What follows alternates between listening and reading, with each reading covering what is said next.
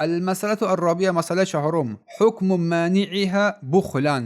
مسألة چهارم، حکمی کسی که زکات رو از حساب بخیلیش، خسیسیش پرداخت نمی کند. یک انسان مال دارد، مالش به زکات رسیده است، ولی که به خاطر بخیلی و خسیسی نه این کار رد می کند و زکات مال رو پرداخت نمی نماید. چه حکم دارد؟ کسی که زکات رو به خاطر خسیسی و بخیلیش با وجود اعتراف کردنش به فرضیت آن پرداخت نکند، بر وی انسان فاسق گفته می شود. شخصی فاسق است ولی کافر نیست. چنان که پیامبر صلی الله علیه و سلم فرمودند ثم یرا سبیله اما الی الجنه اما الی النار. سپس راهی وی را، سبیل وی را یا به سوی بهشت یا که به سوی دوزخ میبینند. روایت مسلم را تحت رقم 987.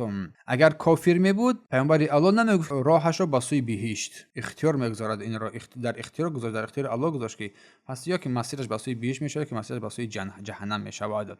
پس اگر کافر می بود پرداخت نکننده زکات از روی بخل، از روی بخیلی، پس برای نمیگفت که مسیرش به سوی بهشت است. از چنین شخص به زور زکات گرفته می شود و اگر مقاومت کند، زورآوری نشان بدهد، با او جنگید، با او میباید جنگید تا اطاعت کند. چنانکه الله میفرماید فإن تابوا وأقاموا الصلاة وآتوا الزکاة فخلوا سبیله. اگر توبه کردند و نماز را برپای داشتند و زکات مال را پرداخت کردند، پس آنها را رها کن، آنها را به حال خودشان بگذار. سوره توبه آیه 5.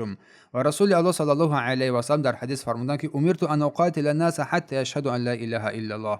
به من فرمان داده شده است، فرمان از جانب الله بر پیامبر الله صلی الله علیه و سلم، که با مردم جنگ کنم، با مردم بجنگم تا اینکه شهادت به لا اله الا الله بدهند و ان محمد رسول الله، و گواهی بدهند که محمد رسول الله است، بر حق است، و یقیم الصلاة و نماز را بر پای بدارند و یؤتوا الزکات و زکات مال را پرداخت نمایند. فاذا فعلوا ذلك، اگر این کار را انجام دادند، فعصموا مني دماءهم و اموالهم، پس خونهای آنها، مالهای آنها در سلامت میماند. الا بحق الاسلام، مگر به حق اسلام که حساب آنها بر الله سبحانه و تعالی واگذار کرده می شود. و گفته ابوبکر صدیق رضی الله عنه که بخاری تحت رقم 2946 و مسلم تحت رقم 21 ذکر می نماید لو منعونی عناقا كانوا يؤدونه الى رسول صلی الله علیه و سلم لقاتلتهم علیها. اگر آنها حتی یک بوز بچه رو، یعنی که یک بوزیچه رو، اگر آنها حتی یک بوزیچه رو که در زمان پیامبر صلی الله علیه و سلم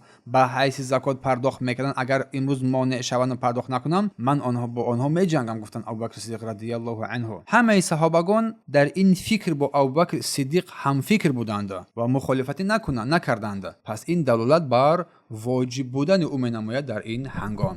بارک الله فیکم. الله خیرتان دهد.